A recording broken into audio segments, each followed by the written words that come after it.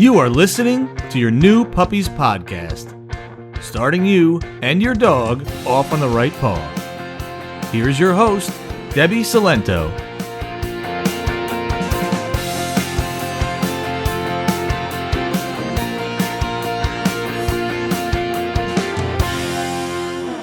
Hello and welcome to episode 50 of Your New Puppies Podcast. I'm Debbie, and first, I need to acknowledge the fact that we are at episode 50.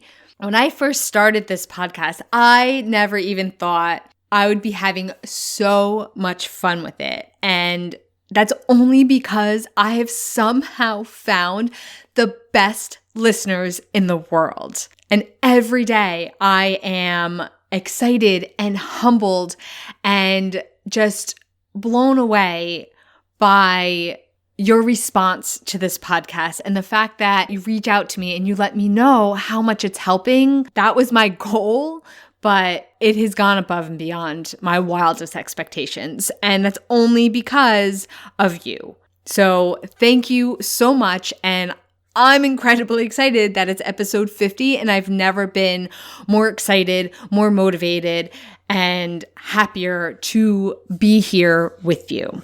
So now let's get on to today's topic, which I think is very appropriate because it is one of the most popular questions I get asked about. The only one that might be more is crate training. So we're going to talk today about leash walking. So specifically, I'm going to talk about the top 3 questions that I get asked. But first, let's talk about why leash training is so darn hard and why we all seem to struggle with it. And the main reason is because walking on a leash is one of the hardest things that we ask our dog to do. It's not natural for them. Okay? Going for a walk is natural for them. That is one of the most fundamental things a dog wants to do. They want to get out there and explore and smell things and see new things. Yes, that is natural to them. What's not natural is walking in a straight line down a sidewalk tethered to somebody. And we don't really think of it this way because, similar to potty training, it's just one of those automatic things. Like our dogs are going to walk with us. We want them to walk nicely on a leash. Our dogs just aren't going to go to the bathroom inside the house. So because it's so automatic for us, we kind of project that onto our dogs and think it's automatic for them. And it's not. And on top of all of that, we are so slow. They have 4 legs. They are meant to move. Okay? Save like the small dogs with the short little legs who can't walk very fast. Most dogs move much, much quicker than us. Imagine if you wanted to go for a walk and you had to walk a turtle. That's how the dogs feel about us.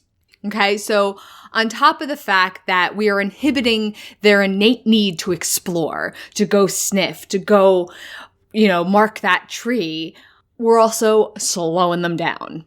So we're already working against our dog's instinct.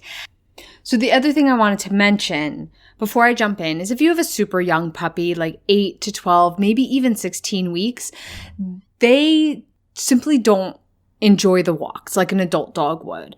As your dog gets older, they will definitely take to their walks. It's a very, very, very rare dog that doesn't love their walks.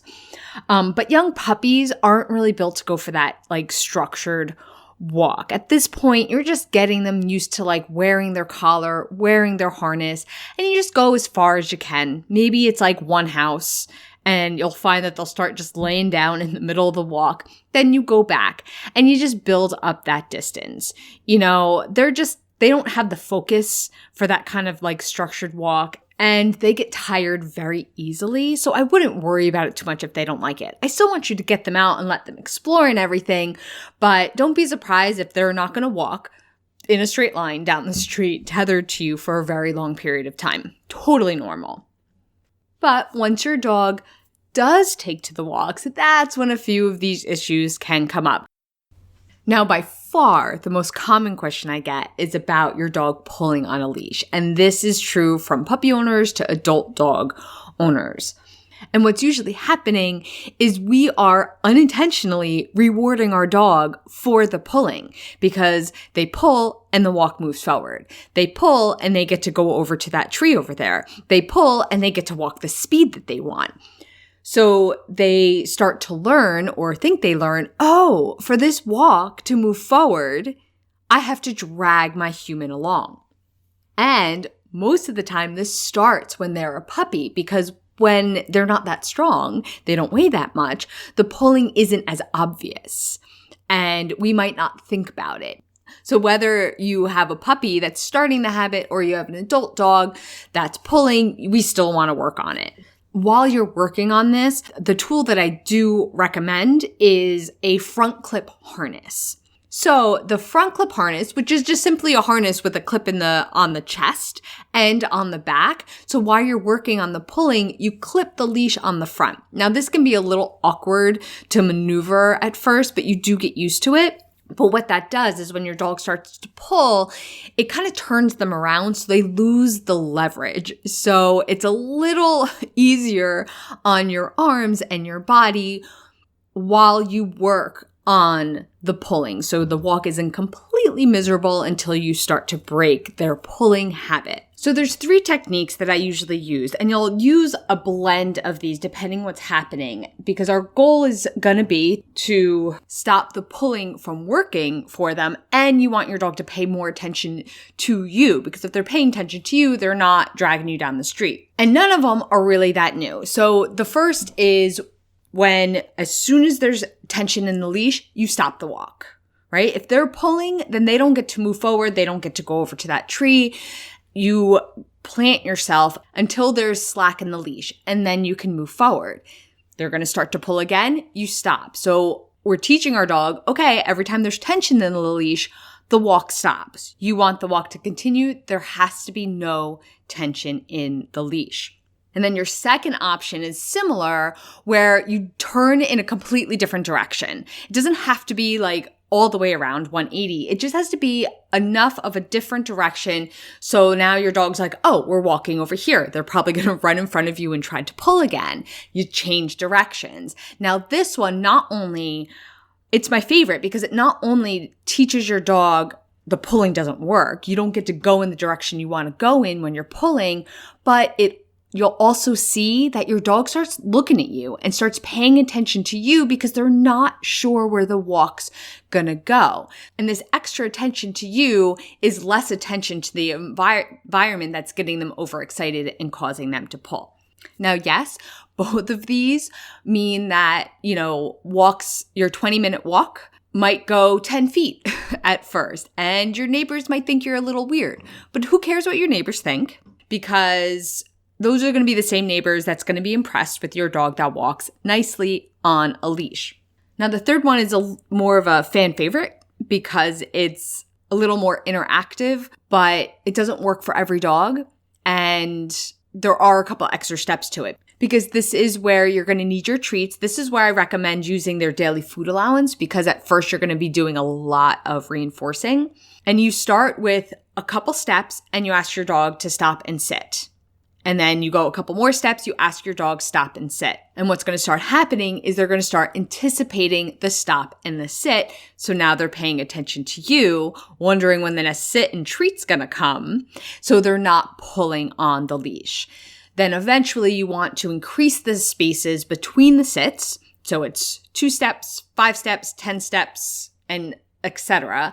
And then once you get to a nice smooth walk where they're not pulling and they have a good association with staying near you and paying attention to you, then you have to start working off the treats and the reinforcements all together. So you don't have to choose one of these. You can try all 3. You're probably going to blend all 3 of them together depending on the situation, depending on what your dog responds to and what you are willing to be consistent with.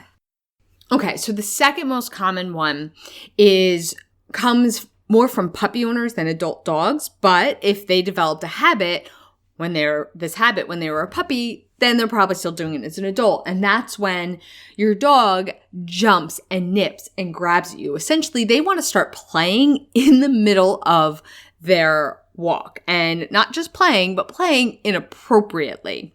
So this is really common when they're already in like that nipping stage. And I'm going to tell you right now, a lot of my clients don't like my answer to this, but that you will see immediate results. Like once I convince my clients to do this, they're like, oh my gosh, after one walk, like it was the behavior was better. And what you do is you stand completely still. So what's happening is that you're walking, you're moving, your puppy's moving, and all of a sudden they start jumping and nipping and grabbing. Sometimes it's for the leash and then they direct that onto you. So you are a fun moving toy. Well, what you want to do is stop moving. I like to pull my hands up, like near my shoulders, because usually that's what they're going to go for, so they don't have access to them. And I even stick my nose up in the air and I stand like I'm a statue. And they're going to continue to jump and grab and try to play with you. And this is why a lot of my clients don't like it. I usually recommend, if you're dealing with this behavior, the actual clothes and like shoelaces and stuff you wear, keep that in mind when you go out for a walk. So what's happening is you've become completely boring.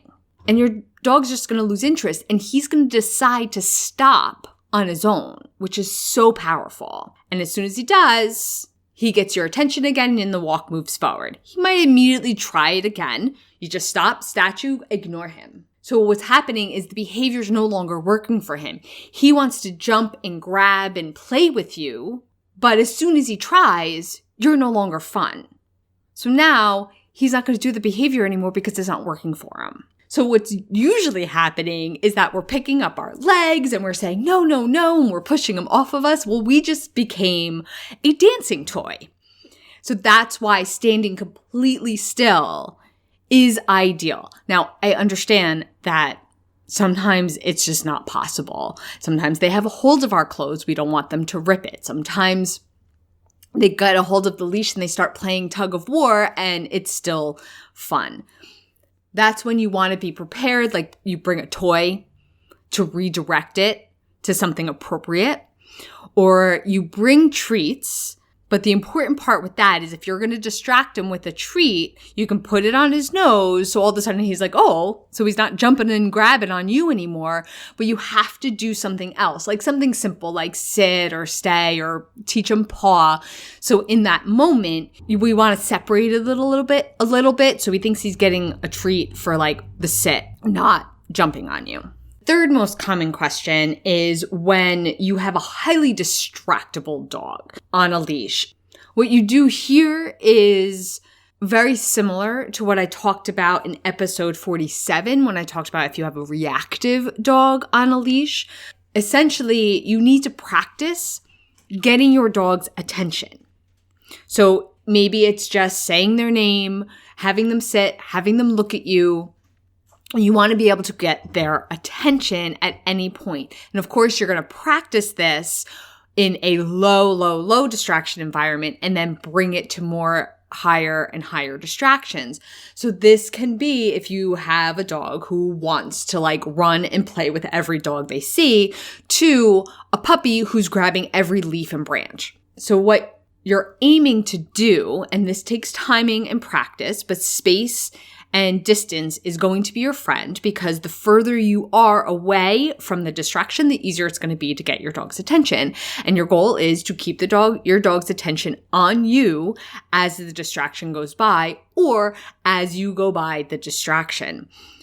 So if it's, say, another person and or a dog, and they're moving and you don't know them, so you don't have any control over them, I usually say to, step off your path and back up to create that space and distance and have your dog sit. And you want to be between your dog and the distraction with your back to it. So your dog can kind of look and you get their attention back on you. Or in the case of, there's a plastic bag ahead and you don't want your dog to go and grab it, they will. I like to get the dog's attention on me, and then I pick up my pace. Like maybe I'll start to trot with the dog and get really playful. And so they're paying attention to me like, yay, what are we doing? As I go by the distraction.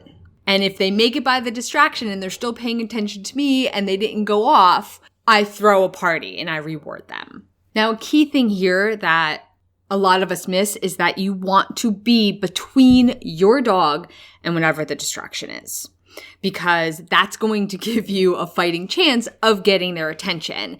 Because if they can be out on the end of the leash with you behind them, they've already forgotten that you're there. Our dogs are very single-minded. They are paying attention to whatever they're looking at. And it's hard for them to pay attention to more than one thing, especially our puppies. So that's why if you're between the distraction and your dog, then you can be that thing they're paying attention to. So that's it. Those are the 3 most common questions I get. And what this takes is practice and practice and more practice. There's some timing involved and some really good positive repetitions. And I know what happens is that when you have some of these issues, the walks aren't enjoyable anymore. So you almost avoid them, or you look at them like a chore. So we don't get out there and we don't practice and we don't get those positive repetitions in, and we get stuck in this catch-22. So just know that the more you practice, the more consistent you are, the faster you will see results. I mean, that's just true for dog training and almost every part of life, but it is definitely true here. And the other thing I want to point out is that there aren't any rules here. As long as you are enjoying the walk, as long as your dog is enjoying the walk, and as long as everybody is safe, there's no rules of dog walking. All of these issues, the jumping and the pulling and the distractions, make the walk not enjoyable. So I understand that we want to change those things. But what I don't want you to get hung up on is what your walk should look like. My dog should walk next to me. My dog should not be stopping at every tree.